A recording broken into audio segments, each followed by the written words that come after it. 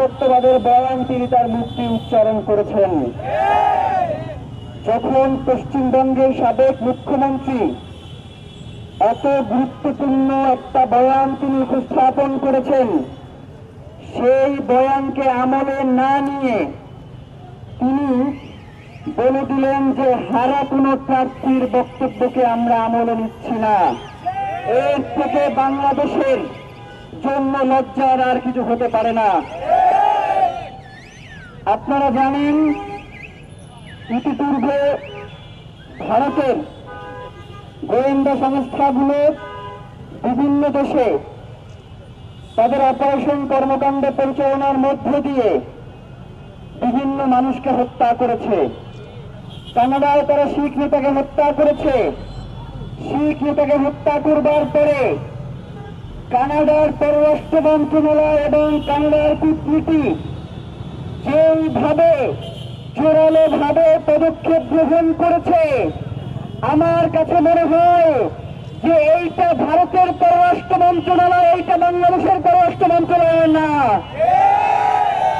আমরা আপনাকে আহ্বান করি, শহীদ ওসমান হাদী এই দেশের আজাদীর সন্তান।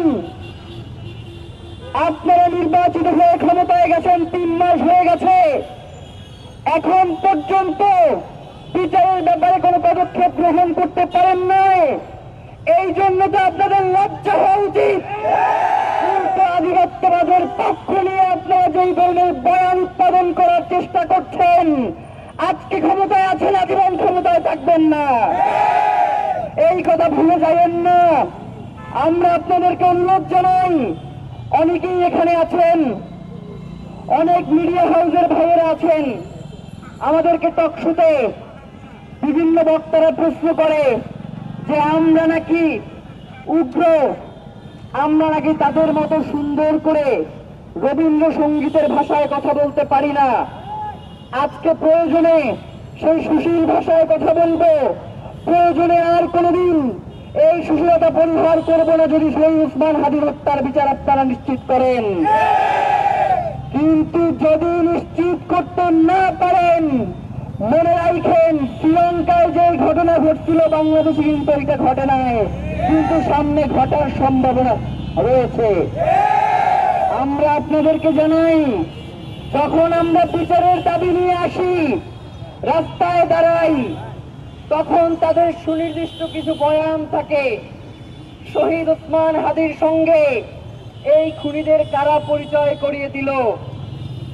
ওরা সবাই নিজেদের মতো মনে করে, ওরা মনে করে ওদের নেতাদের কাছে যাইতে হইলে যেই রকমের লবিং লাগে, শহীদ ওসমান হাদীর কাছে পৌঁছাইতে হইলেও মনে হয় এই ধরনের লবিং মেনটেন করা লাগতো। কিন্তু শহীদ ওসমান হাদী তো রাজনীতির এই চিরাচরিত নিয়ম ভাঙার জন্যই তিনি রাজনীতি শুরু করেছে।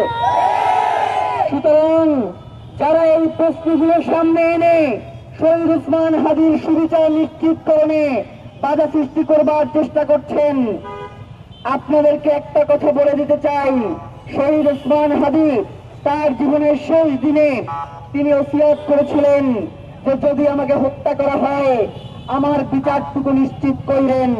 ইনশাআল্লাহ আপনারা তো সর্বশক্তিমান নয়, আপনারা মাত্র ক্ষমতায় কিছু দিনের জন্য আসছেন। যে আল্লাহর কাছে তিনি এই ফরিয়াদ করে গেছেন, যে আজাদীর জন্য তিনি এই ফরিয়াদ করে গেছেন, ইনশাআল্লাহ বাংলাদেশের জমিনে শহীদ ওসমান হাদী হত্যার বিচার হবেই হবে ইনশাআল্লাহ।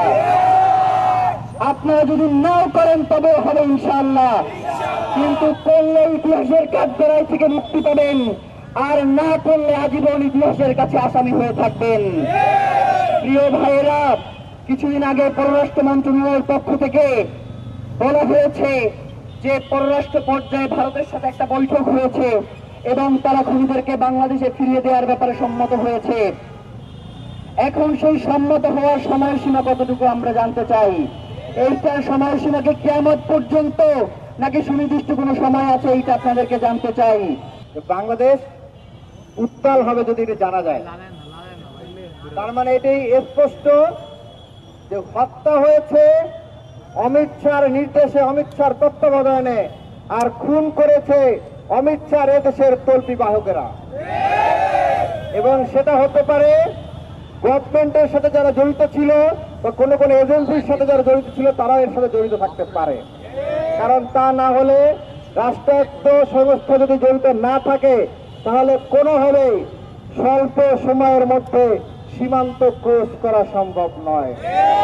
সুতরাং এই হত্যাকাণ্ডটা অমিত শাহর তত্ত্বাবধানে এবং এদেশীয় সরকার বা সরকারের বাইরে যে ইন্ডিয়ার ভারতীয় আধিপত্যবাদের যে এজেন্সিরা রয়েছে, যে তল্পি বাহকেরা রয়েছে, তাদের যৌথ প্রযোজনায় এই খুনটা করা হয়েছে। আমরা বুঝতে পারছি না, আমাদের মাননীয় প্রধানমন্ত্রী দেশে সফর করেছেন, দেশে যখন এসেছেন লন্ডন থেকে, আসার পরে তিনি আমাদের শহীদ ওসমান হাদি ভাইয়ের কবর জিয়ারত করেছেন, আমরা তাকে ধন্যবাদ জানাই। কিন্তু এরপরে তিনি আজকে ক্ষমতায় চলে এসেছেন, 3 মাস হয়ে গিয়েছে, এখন পর্যন্ত তার মুখ থেকে শহীদ ওসমান হাদির বিচার করবেন এইরকম বলিষ্ঠ কোনো শব্দ চয়ন শোনা যায় নাই। তাহলে কি জনগণ এই প্রশ্ন তুলবে কিনা যে এই খুনের সাথে আপনার কোনো স্বার্থ রয়েছে কিনা? আপনি যদি চুপ থাকেন, আপনি যদি বিচারের প্রক্রিয়ার দিকে না আগান, তাহলে জনগণ কিন্তু যে ইন্টারিমের দিকে আঙ্গুল তুলেছে সে আপনার দিকে আঙুল তুলতে দিতে এবার ভাববে না। আমরা দেখেছি উলফা নেতা অনুপ চেটিয়াকে বাংলাদেশ থেকে, যখন বাংলাদেশে তাকে গ্রেপ্তার করা হয়, বাংলাদেশের জেলে ছিল, তাকে কিন্তু সিমলা চুক্তির যে বন্ধু বিনিময় চুক্তি রয়েছে সেই চুক্তির আওতায় বাংলাদেশ সরকার, তৎকালীন ব্রিটিশ সরকার তাকে ভারতের কাছে হস্তান্তর করেছিল।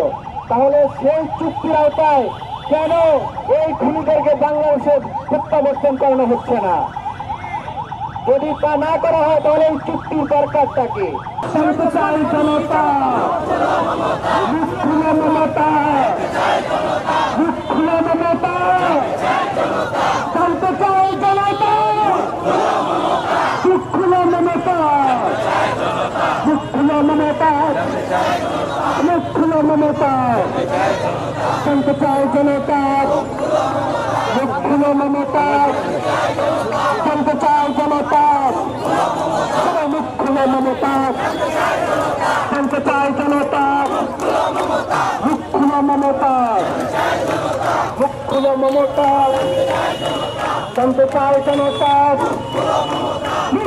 মমতা জানতে চাই জনতা, জানতে চাই জনতা, মমতা।